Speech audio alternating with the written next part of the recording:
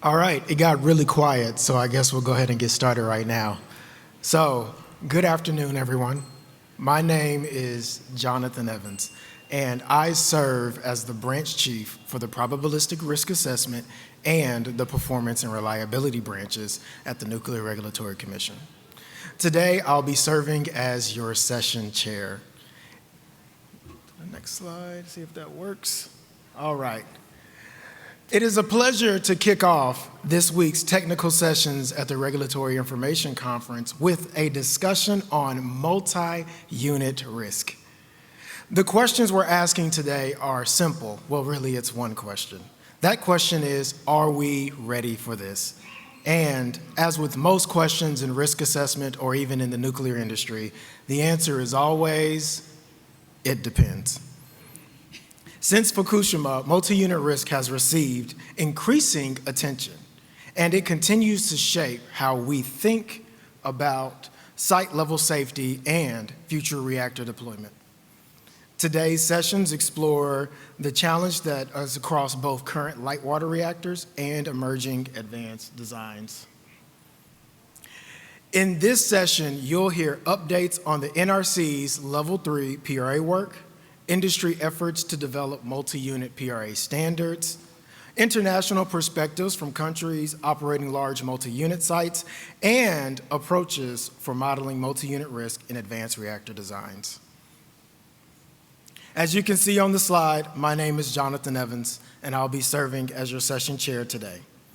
We have an excellent group of speakers representing international organizations, industry, and the NRC, each bringing different perspectives on multi-unit risk. I'll introduce each speaker briefly as we move through the session. If you have questions during the presentations, please feel free to submit them. We'll do our best to address as many of the questions as we can during the discussion at the end. Our first speaker is Dr. Shahin Pogo Sayan from the International Atomic Energy Agency. Dr. Pogo Sayan focuses on safety assessment for innovative reactor technologies and helped lead development of the IAEA's multi-unit PSA methodology. He continues to support international efforts to advance and standardize multi-unit PRA approaches. All right, Shahin, the floor is yours. Thank you, Jonathan, and hello, everyone. Good afternoon. Greetings from Vienna. I hope you hear me well. Can you hear me? Great. So I will go ahead and share my screen. Yes, thanks for introduction. My name is Shahin Pogosayan. I'm a technical lead on safety assessment. This talk will be focused on multi-unit risk, and I'll try to answer the question whether we are ready to this, at least from IAEA perspective.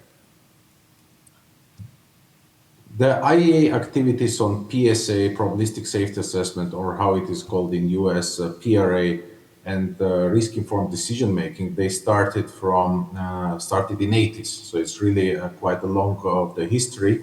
And for now, many aspects are covered. As you can see from, we started in 1984 with a survey on PSA probabilistic methods for risk assessment of nuclear power plants, focused on licensing, but then it evolved in the 90s. There were a series of publications for risk assessment for level 1, level 2, level 3, and then now we are ready to, with the safety standards. The first safety standards were published in 2010, and now last year we managed to revise both of our safety standards on PSA. So it's quite a long history, and PSA in general plays an important role in IAEA framework, in our safety standards, and is considered as a powerful tool together with the deterministic safety analysis, which allows to understand holistically the risk profile for nuclear installations and proceed with risk-informed decision-making. Now, when we talk about multi-unit, unfortunately, what we see, and we have seen after Fukushima when we started to dig deeper, that in safety assessment, we still have a one reactor at a time mindset. And when we look on the statistics worldwide, you can see that the numbers on the right side of my slide, the majority of current sites, they have more than one unit in operation. So almost 80% of the sites worldwide, they are multi-unit sites. This data also includes the units that are under construction. So you can imagine that when we have this single unit mindset, we might be missing some of the multi-unit accident considerations. And here you can see some of them listed on my slides, interactions between the units, also multi-unit correlations. I'm talking here about seismic correlations, for instance, or common cause failures, interconnections, shared resources between the units when the water resources, human resources can be shared components. Also some shorter times available, time windows for operating actions in case of the shared human resources. And as a result, we may face the larger consequences in case of releases from several units at the same time, like we have seen already in Fukushima Daiichi accident. So after Fukushima accident, the importance of this topic was clearly demonstrated, and we at the IAEA felt an increasing interest among IAEA member states. And here you can see a picture from one of the General Conference meetings on that topic on multi-unit challenges related to risk assessment back in 2017. And at that time, the General Conference resolutions encouraged member states to perform safety assessments in accordance with international best practice, including multi-unit sites. Now, when we discussed this topic at that time, most of the aspects were focused on the negative interactions between the units. But what I want to highlight that one of the outcomes of these early discussions was that when we talk about risk assessment, we also need to consider positive multi-unit interactions. When, for instance, some systems from one unit which is less affected or not affected by the accident can be used to support some safety functions on the other unit, which is possible and which we have seen in practice. And this is important for risk assessment from risk assessment point of view, because then the risk profile which we can get for multi-unit risk assessment is more realistic and it can support better our risk-informed decision making. The next step, which was also discussed, is that we have emerging technologies, we have multi-modular SMRs, and same issues or same considerations apply for multi-modular risk assessment. And therefore, the General Conference back in 2017 requests the Secretariat to continue efforts to develop guidance on safety for multi-unit sites. And that's what we did. So IAEA developed a methodology on multi-unit PSA or multi-unit PRA, as you call it in US. And it was a three-phase project, which was started in 2016-17. And the first phase was aimed to develop a methodology, the first draft version, which was later tested by a realistic case study made for the 4 units asymmetric, 4 units realistic detailed model, which allowed to understand what are the deficiencies or where we can improve the methodology. And later, the methodology, improved methodology, was published as a safety report 110. It was published in 2023, recently, not long time ago. And what I want to highlight that this was a kind of shift from the single unit mindset to a multi-unit. And it was possible with involvement of more than 40 experts from 13 member states. You can see on the pictures many experienced experts, especially from US, Dr. Apostolakis, Dennis Henneke, Carl Fleming, Andrea Maioli, you know them very well, Paul Bonnell from UK, Neil Harman, and others. So it was really a great effort, and we managed to develop this brand new methodology. And it was aimed to be as a how-to-do guidance, not just what needs to be done, but how to do it, with a practical example as a case study. Here are some important aspects that the methodology to develop multi-unit, it is based on single unit PSA, so single unit is a prerequisite. It is consistent with IAEA safety standards. It is aimed to cover a large number of units. For instance, in the Republic of Korea, there is a site with 9 units on site, or there are sites with more than 4 units, and the idea was that the complexity and asymmetry which we have on different sites, it should be able to capture, and it should be doable with this methodology. So we reflected there certain simplification rules. It's aimed to obtain the multi-unit risk profile and support the risk-informed decision-making. One of the important milestones was the development of the case study for this 4-unit site, which you can find in our report. It's a realistic multi-unit case study with deployment of portable equipment on site. So we tried to make it as complex as possible to test the methodology comprehensively. And some high-level insights from this work. First of all, we understood the level of efforts, and it is doable. That was one of the first concerns, that it's too complex, whether we can do it.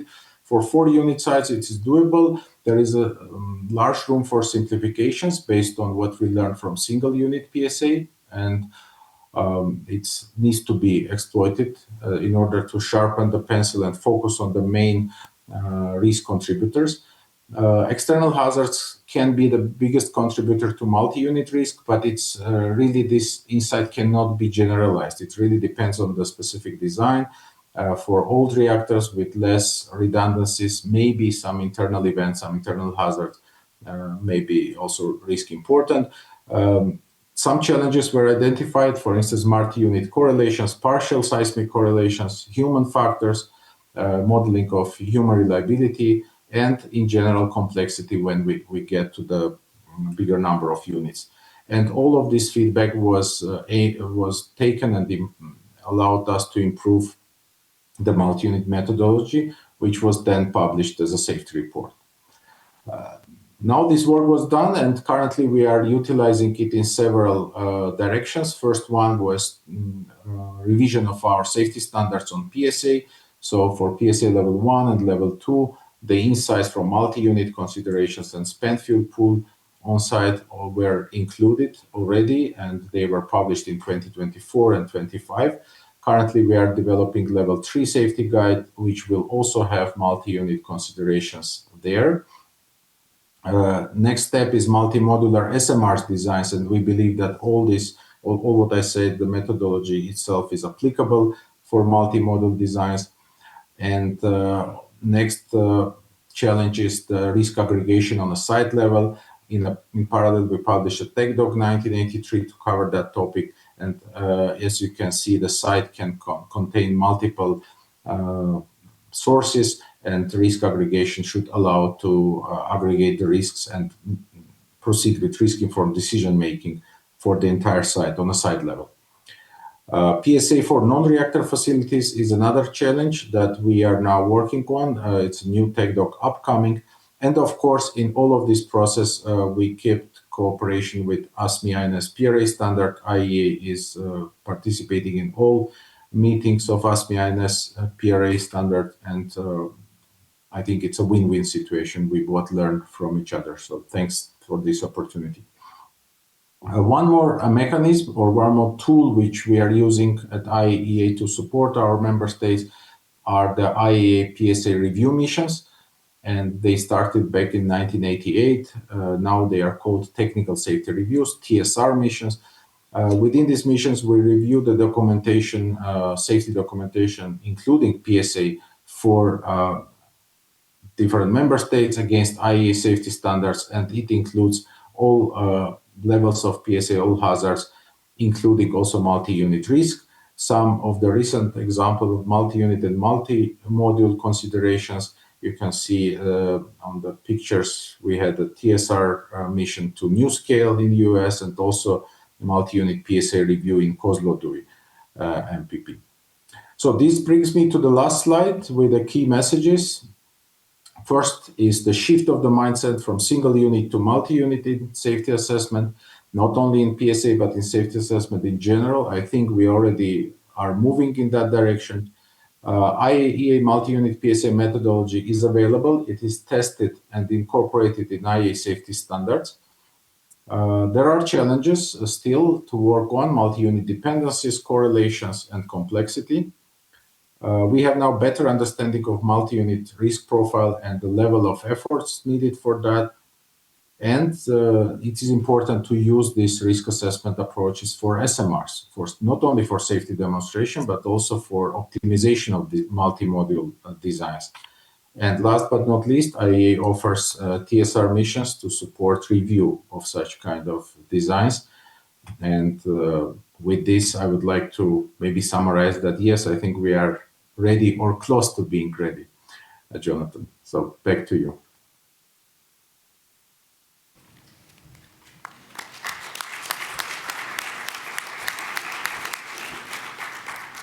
All right, thank you, Shahin, for those insights from the IAEA. All right, we're going to move on to our next speaker, and we will give an opportunity for them to answer questions at the end for all of our panelists. Our next speaker is Mark Wishart from the Electronic Power Research Institute. Mark is a senior technical leader at EPRI, where he works on developing and sharing risk insights that support safe and reliable plant operations. His work focuses on advancing PRA methods and helping the industry apply risk-informed approaches to operational and regulatory challenges, including ongoing efforts related to multi-unit PRA. Mark, the floor is yours.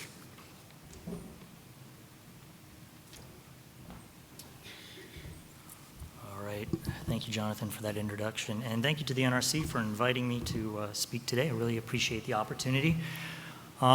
As it was said, my name is Mark Wishart. I'm with EPRI, and the slides that I have will go over kind of where we are with our research in multi-unit risk analysis, risk assessments, some of the pilots that we've done with our members, and some perspective on where we see this going in the future and some of the challenges that we see persisting and areas for additional research. So with that, I will say that I do want to speak to, in my opinion, what a multi-unit analysis is about. And it's not about taking the cut sets or the results that we generate for a single unit, say unit 1, and another single unit, unit 2, and then just simply putting those together, right?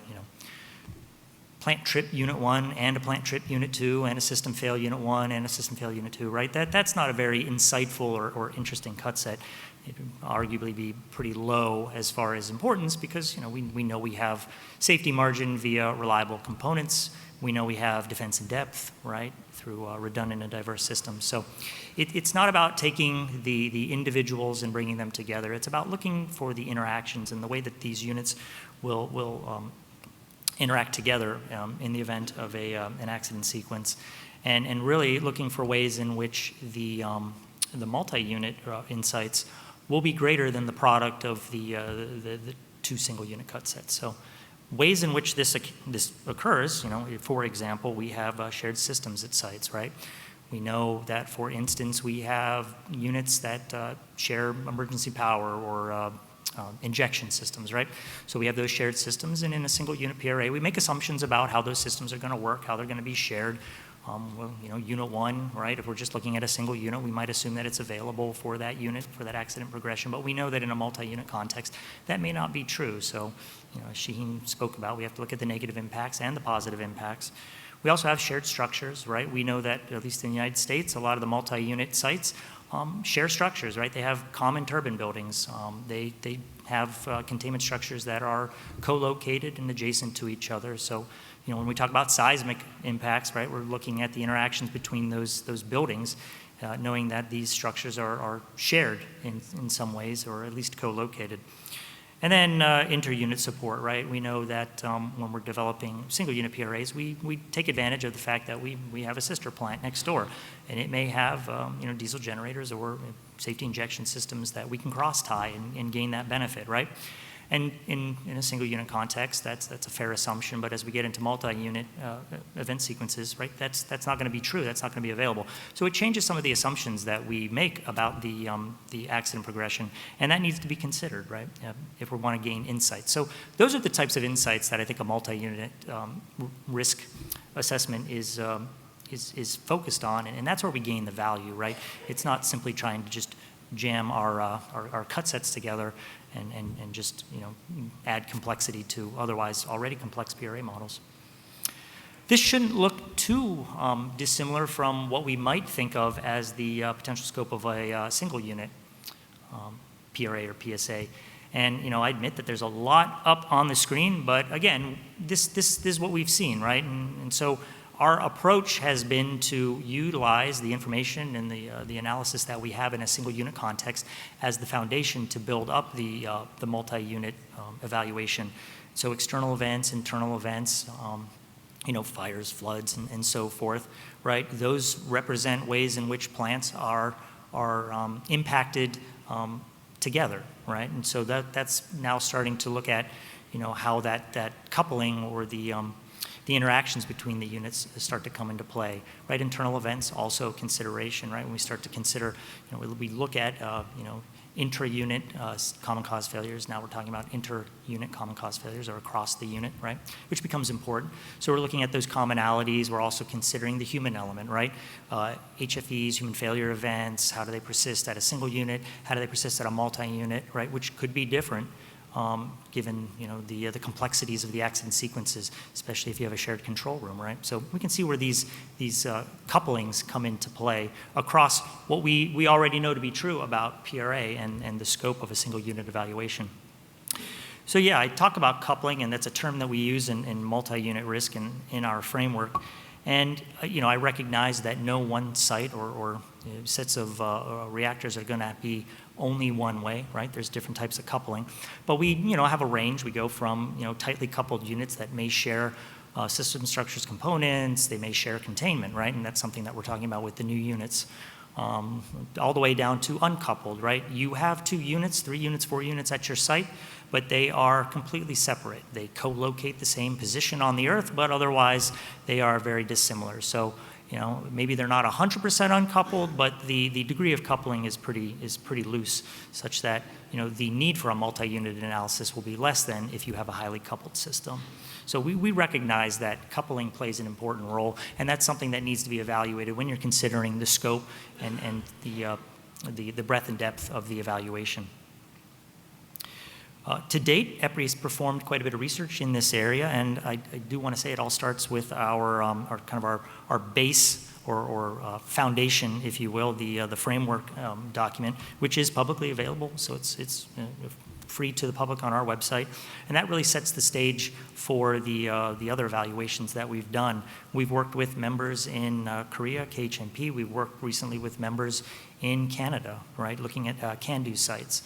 Interesting thing about CANDUs and their pressurized heavy water reactors is that they are quite coupled, right? They share a 4-unit turbine building. They share, functionally, they share a containment structure, right? So that's a look at from what we kind of consider in the United States as being, the arguably middle degree of coupling for our multi-unit sites. When we look to our colleagues in Canada, we see that multi-unit risk plays a role in their risk insights. We've also considered the next generation of sites, right? We talk about looking at multi-module, right? That's a term that we use in this industry, but we wanted to ask is there a fundamental difference between multi-module and multi-unit? So we evaluated that with the information that we have available to us about the different designs that are currently being proposed. And we really came to the conclusion that there's no real fundamental difference between multi-unit and multi-module. The framework still applies generally. Of course, there's going to be design-specific considerations that will need to be taken into account.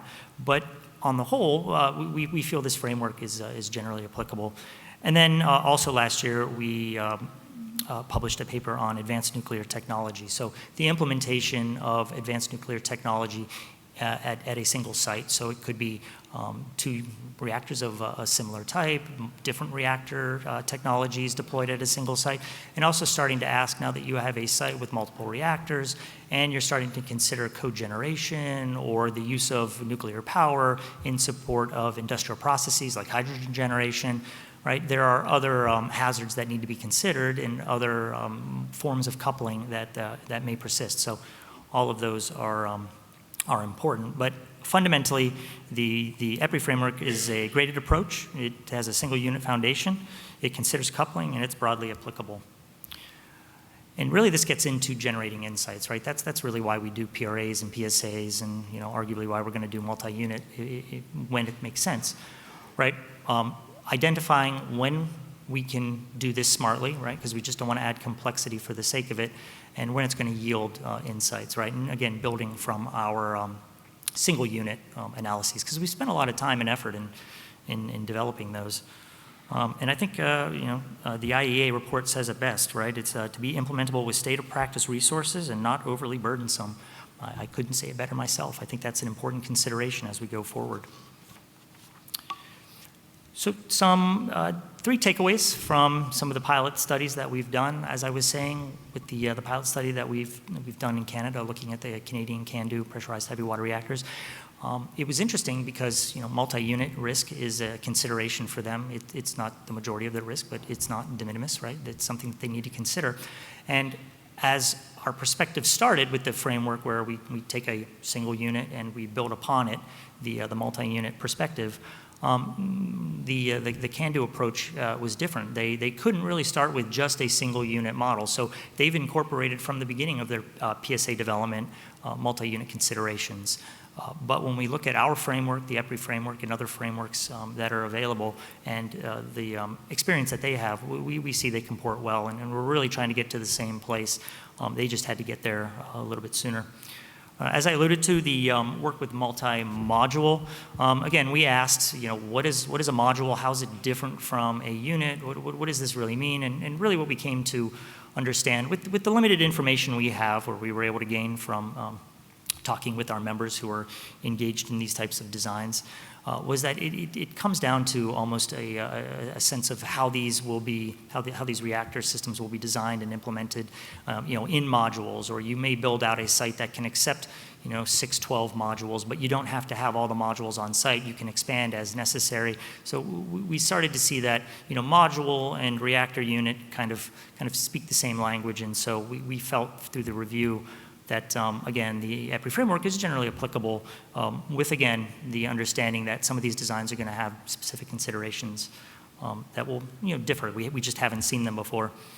And then looking at advanced reactors, again, new considerations regarding the reliability and consequence of failure of passive systems, not really a multi-unit issue, right? That's something that we have to tackle as an industry when we talk about PRA development for the next gen, right? There's some systems and components that we've not seen before. But, when you start talking about common cause failure, right, now we're starting to talk about the multi-unit aspects and the elements that could tie into the type of analysis that we do. And again, cogeneration and new hazards, additional dependencies to be considered. So within, I have 1 more minute. I'll try to go through the ongoing challenges that we see relatively briefly, but unit coupling, right? I think if you've done a single unit PRA or PSA, you know that coupling is a challenge. And that continues to be true in a multi-unit context, and arguably even more important because that's really, again, what the multi-unit evaluation is trying to look at, right? The coupling between those units. So doing it right, getting it right is no small task. Model complexity, right? Again, if you are a PRA or PSA practitioner, you know that our models over the last 20, 25 years have grown in complexity. And multi-unit will add to that complexity. So we have to do this smartly. We have to do it where it will return insights, qualitative, quantitative insights. But we have to just make sure that we're focused on adding value and not just doing a wholesale replacement of our PRAs and PSAs. Operating states, plant operating states, right? Usually when we have 2-unit site, we have most of the time we're spending in at power operations, right? If you have a 24-month fuel recycle, then once a year you're doing a refueling outage, but that's hopefully a small portion of your operating experience. So, we're operating, at power on both units. But as we increase the number of units on a site, the combinations of plant operating states starts to increase, right? It's possible that we always have, if you have a 12-unit site, you always have some form of non-power operation plant operating state, and how that interacts with the operating units and the complexities that can evolve from those operating states in combination is definitely a challenge, and it's going to add to complexity as well. Risk aggregation, how do we bring this all together, right? It's not just about getting multi-unit values, right? It's single unit, multi-unit, and then understanding that there's degrees of uncertainty and maturity in the types of evaluations that we do. And how do we bring that context into the calculus when we're using this information potentially in the future for risk-informed decision making? And then finally, kind of where I'm not an HRA individual, but I think it's going to be interesting, is the human element, right?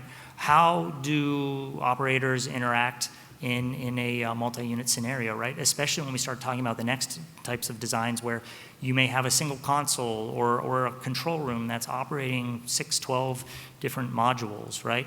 You know, our Canadian counterparts, you know, have control rooms that have 4 control boards, right? So these are large control rooms, and there's, you know, the potential where you have complex accident sequence progressions going on. You have either a different accident sequence across units. You may have the same accident sequence with different timing, so different procedures are being entered at different times. I think that's going to be a really interesting space to explore additional research.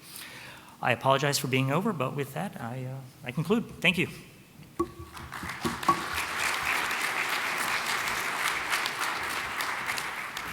All right. Thank you, Mark, for that presentation. So our next speaker, I'm happy to introduce, is Dr. Susan Cooper from the NRC's Office of Nuclear Regulatory Research. Susan is a senior reliability and risk engineer who leads the NRC's work on multi-unit and integrated site risk as a part of the NRC's Level 3 PRA project. She has spent much of her career advancing PRA and human reliability and analysis methods with contributions that directly support the development of today's multi-unit risk assessment approaches. So with that said, Susan, please go ahead.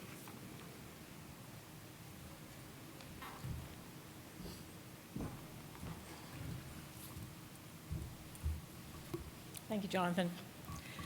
Good afternoon, everyone. I want to say that the last 2 presentations have set up mine perfectly, so thanks guys. So the NRC's Office of Research has performed some multi-unit PRA work using the approaches and guidance and so forth that have been already discussed by EPRI in the IAEA and EPRI presentations. So probably most of you have heard about NRC's Level 3 PRA project, but what you may not have known is that part of that effort is multi-unit risk. So back in the beginning of the Level 3 PRA project, the Commission directed staff to include a task we never had before called integrated site risk. We looked around and couldn't find a formal definition in the PRA literature, so we adopted one that's kind of common sense. That is, integrated site risk is the total combined risk from one or more radiological sources on site, considering all hazards and all plant operating states. So for the Level 3 project, we had a reference site with 2 pressurized water reactors, 2 spent fuel pools, and a dry cast storage facility. So the integrated risk was going to need to involve all of those radiological sources. So there are many technical steps in the ISR task, but one of the big ones right at the beginning was calculating multi-unit risk, and that's what I'm going to focus my discussion on today. So we already had PRAs for all of the radiological sources on site for the Level 3 project, including Level 1, Level 2, and Level 3 single unit PRAs for all the hazards. So for multi-unit risk then, we used those inputs to develop multi-unit core damage frequency results for Level 1, multi-unit release category frequency results for Level 2, and frequency-weighted consequences, multi-unit consequences for Level 3.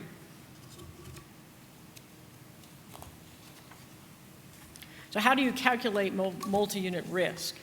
Well, simplistically, for the integrated site risk task, we could simply add up the results from the single source PRAs. We had a PRA for one of the reactors. The two reactors on site were virtually identical, so we had, in essence, had the inputs for both reactors. But what we wanted to do was to look at multi-unit, and if you just add things up, then you are overlooking dependencies between the units, and there's a possibility of overestimating. And as Mark just talked about in his presentation, you don't get any new insights. The single unit PRA insights you already have, and if you just add the PRA results for two together, you're not going to get anything new. And we wanted to get more insights out of our multi-unit PRA effort. So to visualize what's going on here, we have this Venn diagram, and each of the blue circles is showing the core damage frequency for a single unit. And single unit core damage frequency, or SUCDF, is what those circles represent. But what we want to focus on is that area of overlap, that is the multi-unit core damage frequency. Important thing to note is that that multi-unit core damage frequency is always going to be a fraction of the single unit core damage frequency that you've already calculated. That's very important. Another thing is that the area of overlap is going to vary depending on how strong those dependencies are. The other thing is timing, because when we talk about a multi-unit accident, we're talking about things happening at the same time within whatever mission time that you describe. So multi-unit risk then is what is focusing on some of the more challenging situations that a plant site is going to experience. And you heard Shahen talk about the increased interest in multi-unit PRA after Fukushima, and this is the reason why. We can focus on those more challenging situations. And I'd like to add that I'm not talking about what we learned there, but if you talk about multi-source, then you have to overlay yet another radiological source and the dependency it has with those reactors. So one of the very first things that we did at the NRC to look at multi-unit risk was to perform a site-wide dependency assessment. And I say site-wide because eventually it was going to include the spent fuel pools and the dry cask storage facility. We borrowed some ideas from the IEEA and EPRI reports, expanded on it, and so forth. We used the EPRI reports' phased approach to assessing site-wide dependencies. But we formalized it. We had the leads for the various PRAs perform this task, and we got results that we then could use in our multi-unit PRA efforts. The bottom line is that we assessed the two reactors on the reference site to be loosely coupled, as Mark defined in his previous presentation just before mine. And in the phase one of that site-wide dependency assessment, we identified the multi-unit initiating events, which is not all of the single unit events. That's also important to keep in mind. In the phase three of our site-wide dependency assessment, we looked at a variety of different types of coupling that would include multi-unit common cause failures, seismic hazard correlations, and so forth. One to point out is that the human and organizational factors dependency assessment between the units, we didn't find anything for the level one multi-unit PRA. We did find some potential dependencies between operator actions in the post-core damage conditions, and that's more driven by competitions for resources, whether it be the operators and portable pumps or water supplies, that kind of thing. But that's the kind of thing that we found. And we just thought that we gained important insights from that site-wide dependency assessment by itself before we even got to generating multi-unit core damage frequencies. So now I'm going to briefly summarize some of the results that we got out of our effort of doing multi-unit PRA.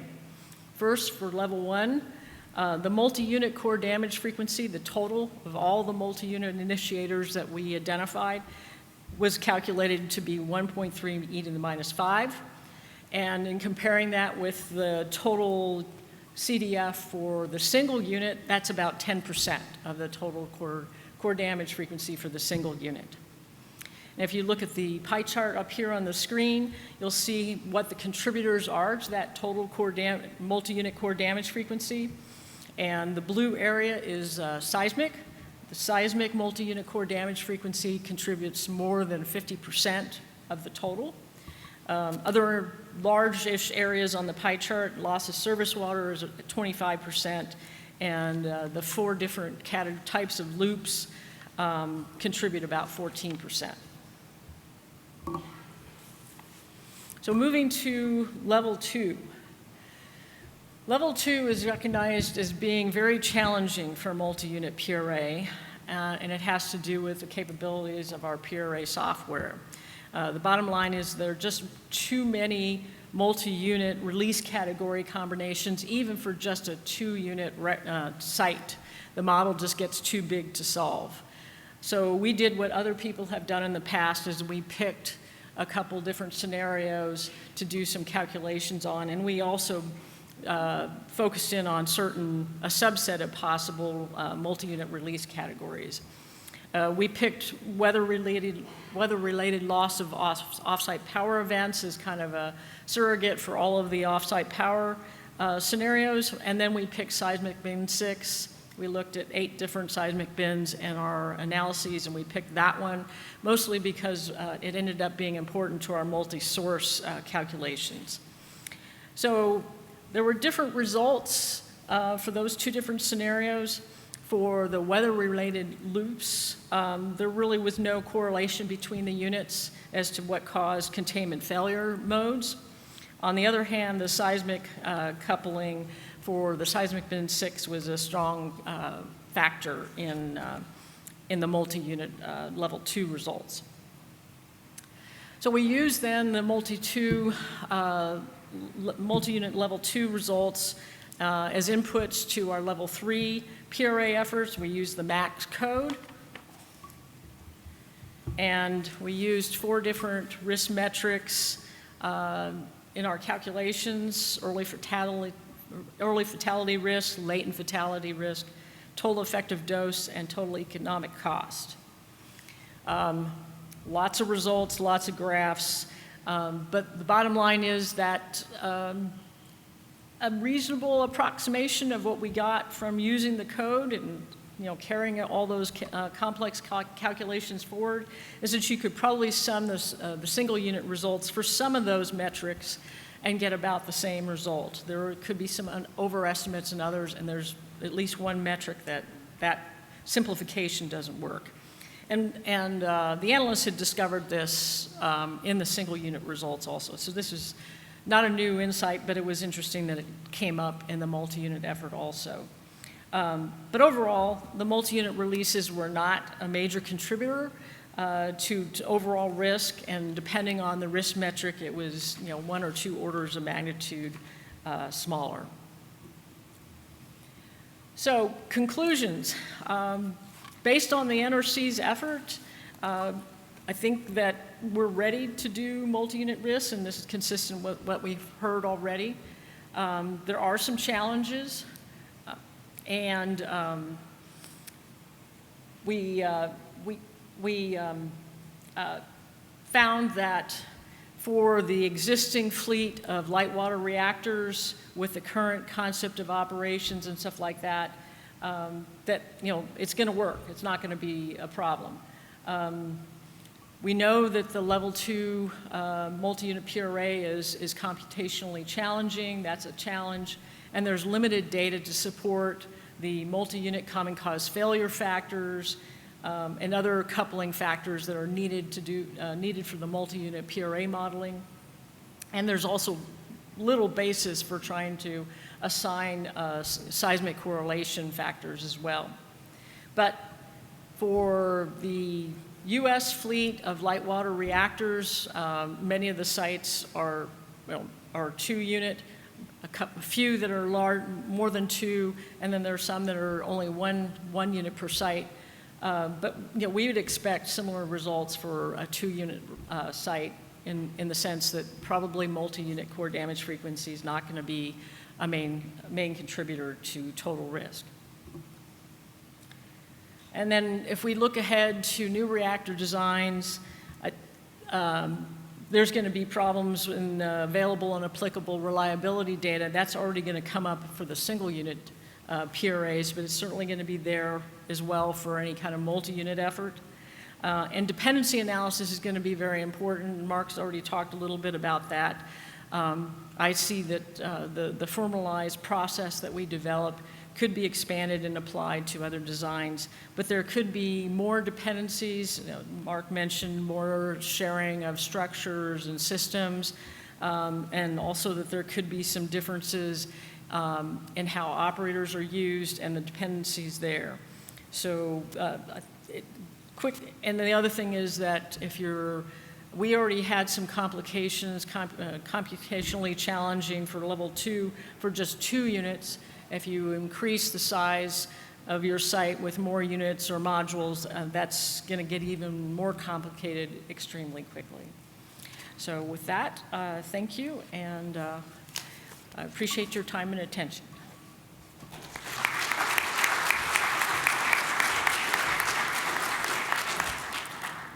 All right, thank you, Susan, for sharing the NRC's perspective. Our final speaker is Mr. Ricky Summit from Intercon. Ricky is the principal engineer at Intercon with more than 4 decades of experience in risk analysis across both the nuclear and chemical industries. He currently chairs the JC-NRM working group developing the multi-unit PRA standard and has led extensive PRA and risk-informed work that continues to shape how multi-unit risk is evaluated across the industry. Ricky, the floor is yours.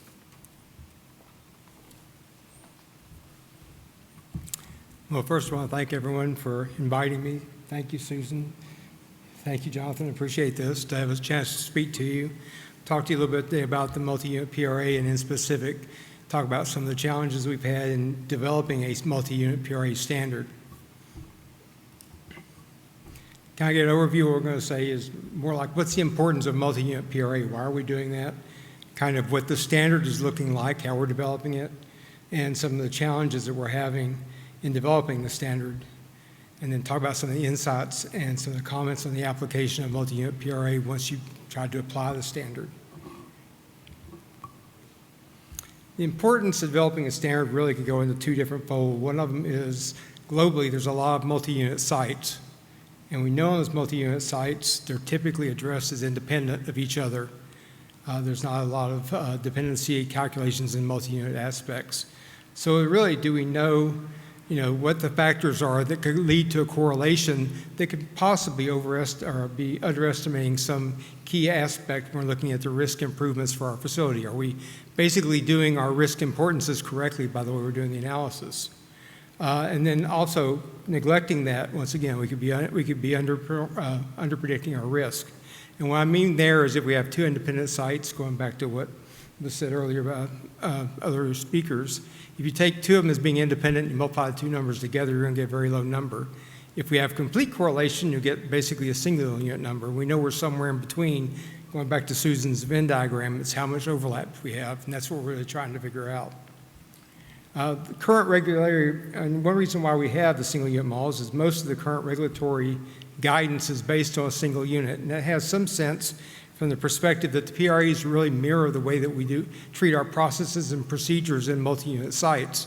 They're typically considered as being siloed. You don't have a reactor trip on unit 1 and unit 2 is still operating procedure. You have a procedure on how to respond to the trip on unit 1. So it's kind of the same reason as why we have the PRA, because it falls in that kind of characterization. And when we're looking at that, we need to think about what we're saying when we're taking on the single unit model.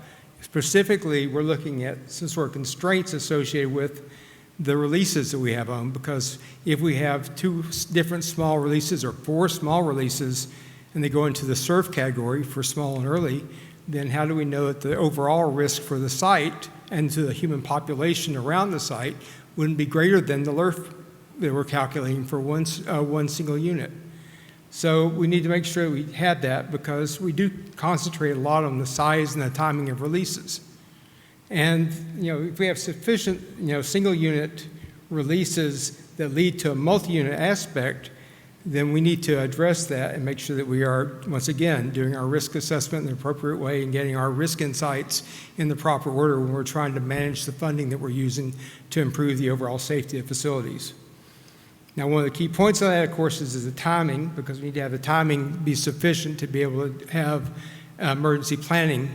And if we have the releases scattered out over a period of time, then maybe the earlier action may be released early, and we'll have to do emergency planning at an earlier period of time. The other thing is we need to correlate those releases to make sure we can actually figure out that the single unit release is the bounding release. So that's kind of why we think about we need to do this, basically to understand, as going back to what Mark said earlier, understand what the facility has as far as multi-unit risk is concerned. So when we started the standard, what we wanted to do was to build on kind of the same idea. We have a lot of PRAs for single unit sites, but we want to expand that into a multi-unit. Well, we could start from scratch, but that seemed a little bit adverse to trying to be efficient.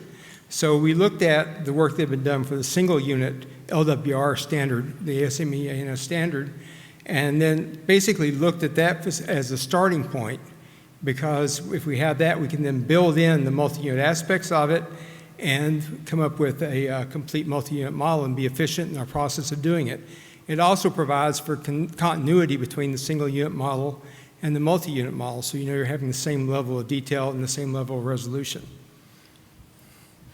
And basically, we use the multi-unit as kind of a layer that fits over top of the single unit model, so it really is just a bridge to take you from single to a multi-unit site.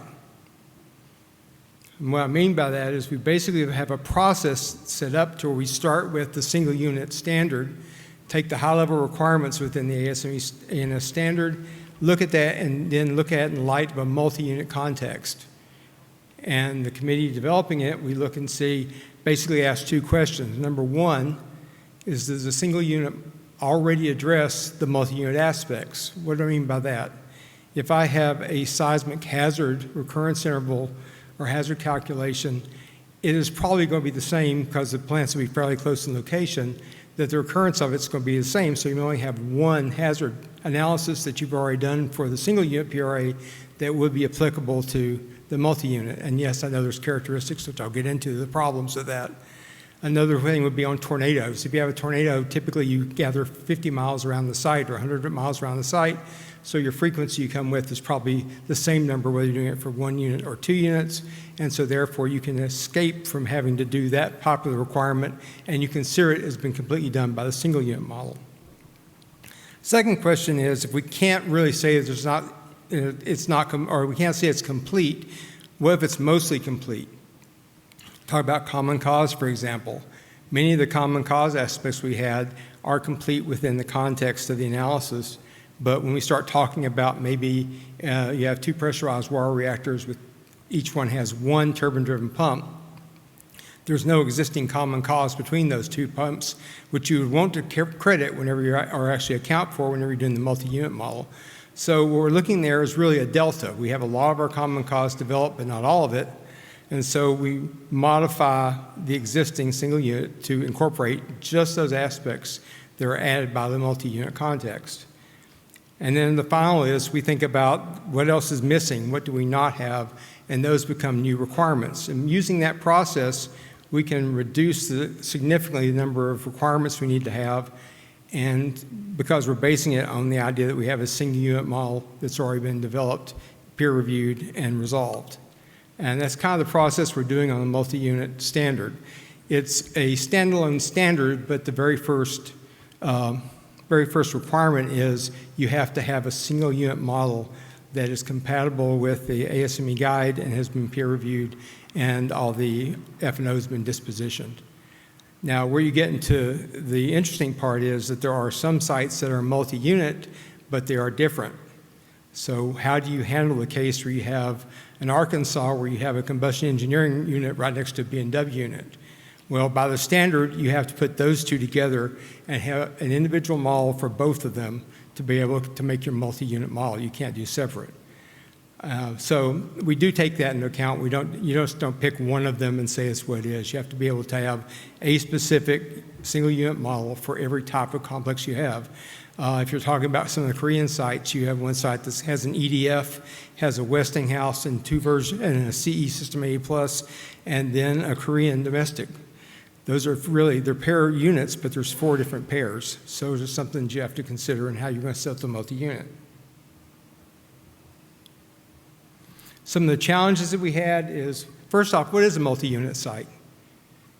If you have, 2 plants that are within an exclusion, boundary, but they're 3 miles apart, are they really multi-units? When you're talking about seismic, you can go 500 feet and have a different seismic response or different bedrock versus, soil, 75-foot soil deep within 500 feet. There was one plant I knew that had that situation. So how do you define a multi-unit site? First off, we said you have to have some way that they have connections. If you have 2 totally independent plants, they can't be put under the multi-unit context because they have no ties together. So going back to the Venn diagram, there is no overlap. So there has to be some sort of connection between them. There's also how many do we want to analyze? Going back to the case I said in Korea, maybe you want to just look at the EDF models because the EDF models are something unique to what has been identified to that plant, and you want to get the multi-risk for that. Well, then you're going to talk basically an N of M number of plants that you want to do it. And so the first thing that we have in the procedure for defining our multi-unit is define multi-unit. What's the context we're looking at? What's the shape of the multi-unit facility? Is it all the sites? Is it a subset of the sites? So we have to define what we're looking at for that. Then there's a combination of operating states. You can have, if you have 4 units, you could have 1 up and 3 down, or you can have 3 up, hopefully, and only 1 down, maybe for refueling. Those are different operating states, and you can come up with a lot of different states, a lot of different modeling, and get very complex very quickly. Within the PRA standard, what we basically said is that one of our definitions is operation of all sites that of all units we're evaluating, because it's the most likely state. We're 90% available, so that will be the most likely state into it, and that's one of our basic assumptions. The other thing is combinations of initiating events. You could have, it is conceivable that you could have 2 reactor trips in the same units within close in time with the exact same likelihood, but it's very, very infrequent that such an event can occur. So we basically have reduced it down to the set to where the initiating event would be concurrent to both facilities. So you have a loss of offsite power that comes in from the grid, that would be something that would affect both or 3 or 4 units, and so that would be an initiating event that you look at. Seismic events is obviously another thing, most all the external hazards you deal with. So we look at those things for initiating events and identify and direct how you should do that. And then I talked about the partial sites. The other is dissimilar designs and constructions. I've talked about that. You have to make provisions for that when you're doing the analysis. That can also, by the way, include years of development. They could both be 2 sites, but maybe they're 10 years apart. So maybe the reactor coolant pump seals on one plant is different than the other, unit is different than the other unit. So those kind of characteristics have to be taken into account when you look at the multi-unit model itself to be able that you're actually capturing both characteristics of the multi-unit dependency and the uniqueness of the independent unit. Seismic ground response is another thing that you really have to worry about when you're putting about. It goes back to how far apart the plants are. Are they on a common base mat? Do they have separate base mats that can actually tilt into each other or damage each other? Those kind of corresponding things have to be get into, and there's a challenge. Our Part 5 group, which is working on seismic, has taken the most time, I think, of anybody to develop a standard because of just getting the hazard appropriate and then being able to get the amplification factor kind of requirements in. How do you determine how you do that? Or how do you do the fragilities when you have 2 plants that may be mirrors of each other, so the locations of the pumps may be the exact same pump, but they may be in 2 different locations, and so they would see a different ground floor response spectrum, and so therefore they might have different fragilities. Well, how do you address that when you're trying to correlate the fragilities between the 2 of them? So it's something else that we need to look at. And then the last thing is multi-unit operator dependencies. When you look at those situations, I've already said that most all of our procedures are single unit developed. They're developed for Unit 1 or Unit 2 or Unit 3. They're not multi-units. I know one plant, I think, that does have some multi-unit characteristics with station blackout. But the odds are you've got to figure out some way to model the dependencies between the operator actions, because if you have both units in the same control room being controlled in the same place, there will be interactions between the two. If you have common responses that you have to set up and you have limited manpower, how do you address that? And whenever you get into the way that we go into the weeds a little bit, when you actually do the demonstration of it and you do your quantification, how do you assess the dependency between a Unit 1 operator action and a Unit 2 operator action when you're trying to adjust the frequency to catch in that dependency? I know I'm running long. It's good. I'm about over. Okay, the insights and comments I have basically are considering sites with multiple units, assuming independence, is, I believe, non-conservative because there is dependencies in just about all of them. If nothing else, the common UHS, ultimate heat sink. Multiple core damage events could occur, and resulting in a more significant source term, which is kind of contrary to what Susan just said. But some of the things we saw in looking at it is that it could actually have a higher source term than is limiting LRF for a single unit. It's just adding them up.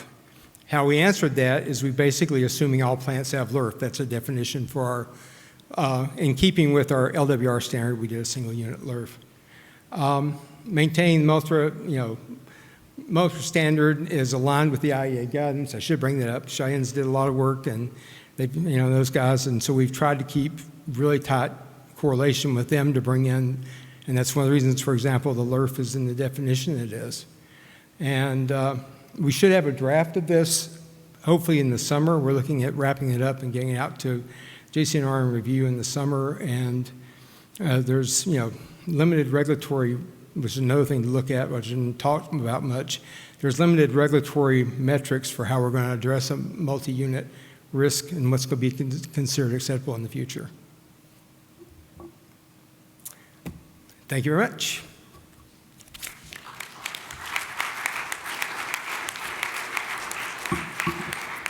All right. Thank you so much, Ricky. So now we're going to get into the question and answer portion of this discussion. As you can see, there is a QR code that is behind me. Please feel free to scan it and submit your questions. With that said, we do have a couple. All right, so the first question is for Mark. Could you provide any quantitative PRA insights on the risk significance of loss of offsite power loop events in multi-unit nuclear power plant sites? Specifically, are there PRA results or industry studies that compare the loop-related risk profile of multi-unit sites to that of comparable single-unit plants, including potential common cause impact or cross-unit dependencies?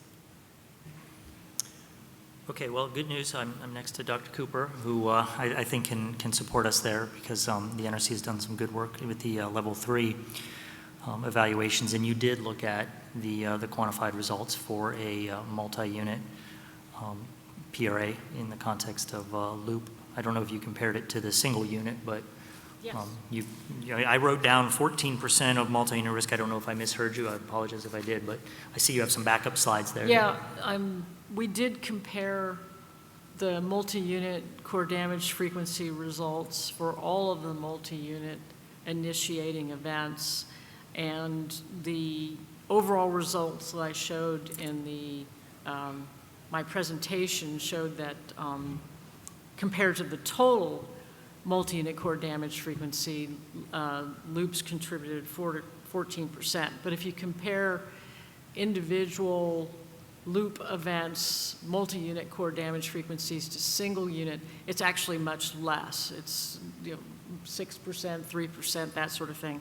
And those results will appear in the integrated site risk report from the level 3 project, which should be going final sometime later this year, but it was out for public comment last year, and we've addressed those comments, so it's in the publication process. So that's what we found.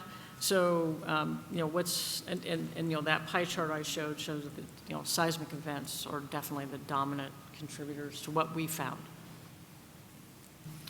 So I think that's, thank you. You know, I think that's the latest and greatest that I could point to. I know in the EPRI framework, we looked at loss of offsite power events for the very reason I think the question is being asked, because they have the ability to, you know, be a complicating factor across a site or in multiple units. And then I know we did evaluate that in some of the work that we did with the Canadian partners, our Canadian members with the CANDU site. I don't know if we did a direct comparison to a loop multi-unit versus loop single unit, but I know we did look at the multi-unit impacts from the loss of offsite power initiator. All right, thank you so much. We do have quite a few questions here, so thank you everyone for submitting your questions. Moving on to the next one. What were the insights related to risk management actions to reduce the risk for multi-unit events? And this is towards Dr. Cooper. So I don't know that we had, we thought about that question specifically, but I would say that one thing that was important when we were evaluating multi-unit risk, especially moving into level 2 multi-unit PRA for the reference site, and we were looking at of course both the reactors, and then adding on top of that for multi-source, looking at the spent fuel pools, having knowledge of the flex strategies, even though that was a sort of a backfit flex on the level 3 PRA project, at least in the for the reactor studies, we did generate multi-unit flex results. We didn't, because of resources, we never did a flex PRA for the spent fuel pool, so we were a little limited there. But based on my exposure to the flex strategies, I think that is actually very important, because, you know, the implementation plans that go through time, assigning people to different jobs, just having enough resources, enough water, enough portable pumps, enough operators. I think that, to my mind, was probably one of the more important influences in how we assess dependencies when we moved into level 2 for certain. I don't know if that answers your question. Okay. Oh, Shahin? Yes, thank you, Jonathan. Just to add to what Dr. Cooper said, we have seen that first of all, we understood from the case study the risk impact of the seismic events or external hazards in general. But what I wanted to highlight is that we were able to see some particular hidden dependencies between the units. For instance, for the old units, when we have common spaces, some spatial interactions, there were some internal hazards like steaming or fire, which can lead to accident sequences, asymmetric accident sequences on different units. And then there were interesting findings for certain human actions. For instance, implementing feed and bleed procedure for Unit 1 and Unit 2 in different contexts, but using the same procedures and same trainings. And if we consider dependency between these actions, then the multi-unit core damage for Unit 1 and 2 was found to be higher. And there were a lot of discussions to what extent we can consider the dependencies between different crews. And some of the actions can be to improve trainings or to improve enhance procedures or implement some other measures for multi-unit accident sequences in order to lower the dependencies or improve human reliability, for instance.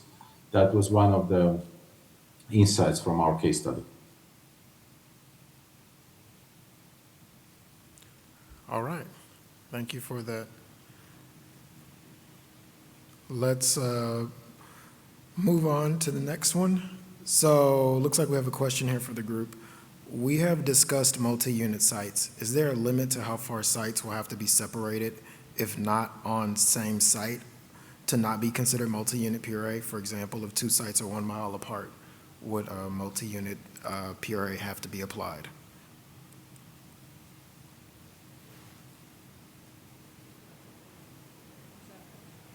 It's for anyone in the group, but it was directed to Ricky and to Shahin. I can go first on that. It really goes back to, can you find the nexus between the sites? I mean, we thought about that. We also thought about different utilities and different locations for some of the sites. And how much distance can you have between them? What we defined was that if you can identify a nexus between the two of them, then it is close enough to be a multi-unit site and possibly have an analysis for it. So if you can come up with a common switchgear, a common hazard, seismic hazard, tornado, something like that, if you can come up with a plausible scenario, then there is some overlap within the Venn diagrams. I really like your Venn diagrams. I should have used it. Then there would be some overlap, and you would have to consider a multi-unit site, which could get tricky if you get into a millstone. You're talking about different owners of the different site, but there would be close enough that you could conceivably consider that a multi-unit site. Yeah, if I may add to that, we don't have a specific criteria or something for the specific distance level mentioned in our safety report or in our safety standards. But basically what Ricky said is the basis, is the first step of multi-unit PSA is identification of multi-unit initiating events. And that's the key. So to see whether there is any initiating event which can affect two or more units. So if not, then it's considered as not a multi-unit initiating event. And in many cases, the hazards, for instance, despite the big distances, the hazards like seismic or high winds, they can affect more than one unit on the site, and which needs to be considered. One important observation from what was discussed is how to, if there are large distances, how to address different seismic hazard, or maybe some small differences, or not even small differences between seismic hazard and effects on different buildings when we talk about large distances. And that's one of the challenges. Maybe we cannot then assume the full seismic correlation, but we need to move to some partial seismic correlations between the units. And this was one of the topics identified as a challenge. Yeah, I'll also add my thought I kind of alluded to during the presentation, right? We need to also, when we're scoping these assessments out, answer the first question, which I think is why, right? Why are we doing this? What question are we trying to answer? And then I think that helps gain some perspective as to, how large of a scope are you going to undertake, or what are you going to consider in the context of a multi-unit site, right? If there's regional effects that you're trying to answer, then maybe it's fair. If you're trying to answer very specific questions about 2 units at a site, the scope should be perhaps different. So I think we're intentionally vague, right? For good and bad, right? I know we engineers, we like solid numbers, but I think the onus is on us, the practitioners, to first ask why are we doing this? Why are we going to spend the resources on it? Come to that conclusion of that question, and then develop the multi-unit PSA to answer the question, rather than create a multi-unit PSA in search of a question, right? So just thoughts on scoping there. All right, thank you so much. All right, we're going to move on to the next question, and so this is directed to the US NRC or anyone on the panel who feels comfortable answering. How best to address the data challenges for multi-unit PRA? Are the current IMPO ICES data collection guidelines sufficient to support multi-unit and multi-module risk?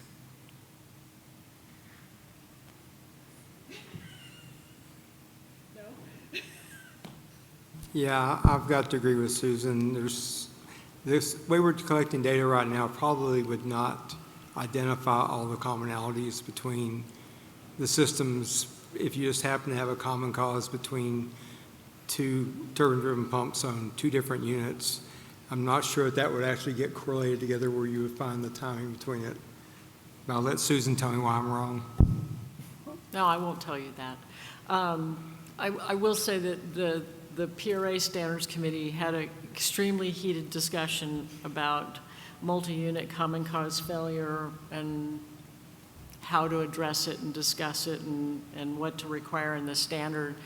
And I remember part of the discussion being told by someone, I think it was Ken Kuiper, saying that even the single unit common cause failure data is getting to be very scarce. But I do know that there are efforts, and NRC is involved in international efforts in trying to capture this data. I don't know what else we can do, but I'm looking at these questions and I think there's some great research topics in here. I guess I'll offer thoughts, just speaking back to common cause failure. And I think, the database currently we have about 100 events that we're basing our common cause failures off of, right? And so, not to get, again, into the nitty-gritty of how we do common cause, but let's just take the alpha factors, right? We have the common cause component groups, right, where we map up, a failure of 2 or 3, and we try to get to these groups of 5, 6, 7, 8 components failing. And that's a stretch, right? We're extrapolating beyond the operating experience, right? We're not within the data anymore. We're going off.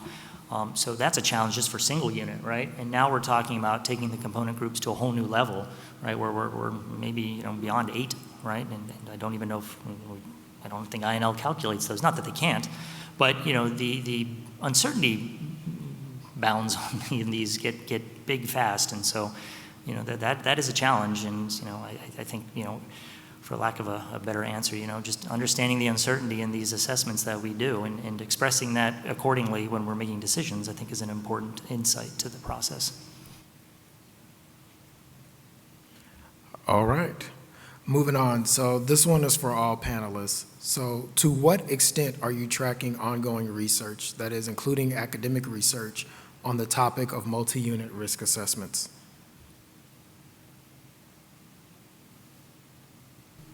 I can speak to some of the recent reports that we've done, particularly the multi-module. We started that report off with a literature review, right, specifically on the topic of multi-unit risk assessments in the context of that technology or small modular reactors. So we do try to take an assessment, when we're performing our research, starting off with asking, what is the state of practice within the industry? So I would say, I can't admit to it being 100% complete, but, I guess I could ask ChatGPT and maybe it would give me back the answers, right? But, barring that, we do try to do our due diligence and make sure we're taking the perspective of the industry as it currently exists when we do our research. Go ahead, Shahin. Sorry, that was loud. Thank you. So in IAEA, we, first of all, when we published the safety report 110, which I presented, it includes 6 annexes from 6 different member states, Canada, Korea, France, etc., with examples, US as well, with examples of multi-unit PSAs done in different countries. And what we are trying to do is to implement periodical workshops on regional level, sometimes on national level. In IAEA, the recent ones was in UAE, also in Pakistan, to see what's going on the topic. And very soon we will have a conference on topical issues on nuclear installation safety, where we will try to compile some panels on PSA and multimodal, multi-unit risk assessments as well. All right, thank you, Shahin. All right, so the next question will be directed towards Dr. Cooper. Are there cases in which multi-unit increases the single unit risk, especially thinking of human dependencies, for example, multi-unit confusion causing errors for each single unit? Are these included in the Venn diagram? So I think that's actually 2 questions. I will consider the HRA portion first. I did the assessment for the multi-unit, the site-wide dependency assessment on HRA, which is every phase 3 dependency assessment, and we had maybe 12 or more different factors to consider in HRA, looking at dependencies between the 2 units on the reference site. And And again, taking the recommendations out of the EPRI framework report, I considered both positive and negative dependencies. And for the level 1 PRA, multi-unit PRA, I did not identify any negative dependencies, looking at all those factors. And as I said in my presentation, when we got to level 2, post-core damage conditions and operator actions, we did see some potential dependencies that had to do with resource limitations. Do you have enough people? So that's for an existing, light water reactor design, current understanding of concept of operations. If it was changed, then maybe it would be different. Can the single unit risk be larger? We've talked about that one and have not put it to rest. And again, in the level 2 space and actually looking at multi-source, not so much multi-unit, but multi-source, and I think EPRI did some work on this too, and there was a paper looking at the potential of some kind of hydrogen combustion then causing problems with the other radiological source. So that would be more than the single source PRA, but I don't know, I mean, maybe you want to add something, Mark, to that. That's my best answer on that one. No, I guess I'm just thinking about the context of the question. So I have a multi-unit initiating event where one unit progresses, say, to core damage, the other doesn't, but because it was multi-unit at its onset, the conditions for the one site were different than what you may have considered in a single unit, right? I mean, that's maybe how I interpret that question. I can't say that is, I don't think that would be within the Venn diagram, my understanding of Venn diagrams, but a fair complication. The question is to what degree does that become impactful, important, insightful? Okay, any other reactions from the panelists? Yes, if I may add to that it's actually a fundamental requirement in IAEA safety standards that even from single unit point of view, we shall consider the multi-unit interactions. This is even from single unit risk metrics point of view. If we are not considering multi-unit risk metrics, still for single unit CDF, there need to be initiating events which start in other units and can propagate to the unit under consideration. That's one point. Second point was mentioned already by Mark about issues with dealing with the accident. If other units are already in a core damage or even releasing, it may affect some human actions on site. And what I would like to highlight here is, as Susan mentioned, that it's very important to focus not only on the negative impact, but also on the potential positive interactions, because that can bring to some insights, risk-informed insights, and some ideas on how to improve, for instance, flex equipment or portable equipment operations on site, which can be used from one unit to another. And yeah, Shaheen, you reminded me, you make a good point, and maybe Ricky, your thoughts. The single unit standard has us look at multi-unit impacts, right? I mean, we're not currently not just completely neglecting, some of those interactions. So, maybe to the extent that we consider that in a single unit evaluation, the impacts, from a multi-unit perspective are there. Well, to some degree it does. It's not explicitly, because we've had to add that into the multi-unit PRA aspects of it. But in general, it does consider that, because you consider the process, you consider the procedural guidance and the resource requirements. And you also, if you're doing an external event, you consider the potential for hazards that would have somehow precluded you from doing the action on Unit 2 because a fire on Unit 1 would block the path that you normally would go. Yeah, with respect to the general concept of cascading failures, something starting in one unit and going to the other, we definitely looked at that as part of the site-wide dependency assessment. And I think, Ricky, you just mentioned fire. So the single unit fire PRAs already look at fires that could start in the alternate unit and propagate to the unit you're modeling. So that work's actually already been done from the fire perspective.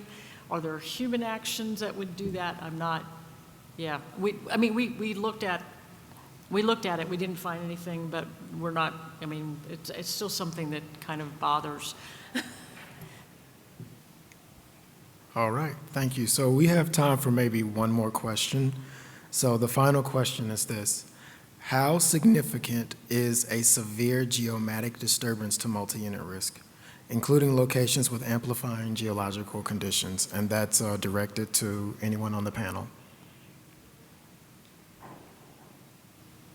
Sounds like interesting research. Yeah, I don't know. All right. All right. So we actually might have time for one more question. So what are the considerations moving forward for future sites, including small modular reactors or combination sites for those with large light water reactors and SMRs? And this is also directed to anyone on the panel. Well, I'll say that we did a survey of some of the members within EPRI that are advancing designs within the multi-module space or small modular reactors for the recent report we did last year. We did get some good feedback, and in general, they all said that they were considering doing a multi-unit risk assessment. I think they also all said, or maybe all but one said, that they had not yet started that evaluation. So it sounds like it's something that is within the scope of the evaluations that they're going to perform. I don't know if it has been performed yet or to what extent. I don't get the details, and that's all right. But it was definitely on the minds of those individuals. All right. Okay, Shahan, go ahead.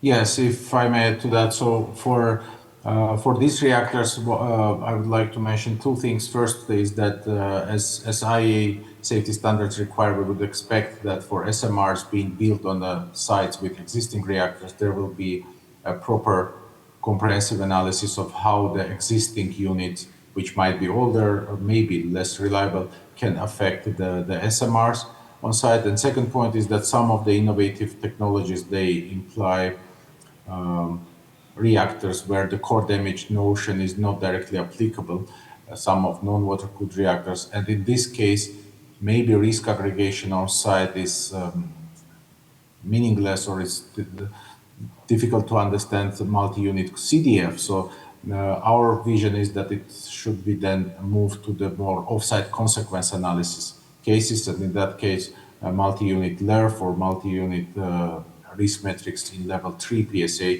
would be more important to focus on and to gain some risk insights from there. All right. So thank you so much, panelists. As we wrap up, I want to thank our speakers for sharing their time, expertise, and perspectives today. They've helped frame an important discussion on multi-unit risk and where the work is headed. Please join me in thanking them for their contributions.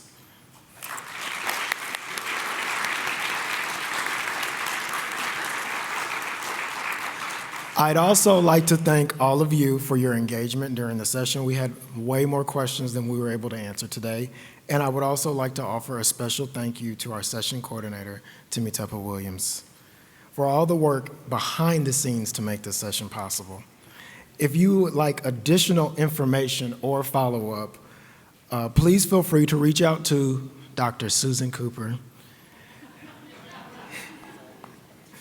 And so her information is actually available on the slide. In all seriousness, please email Susan. She is the expert. The link shown will also take you to our upcoming public meeting schedule if you're interested in continuing the conversation with the agency. Thank you again for participating, and please enjoy the rest of the conference.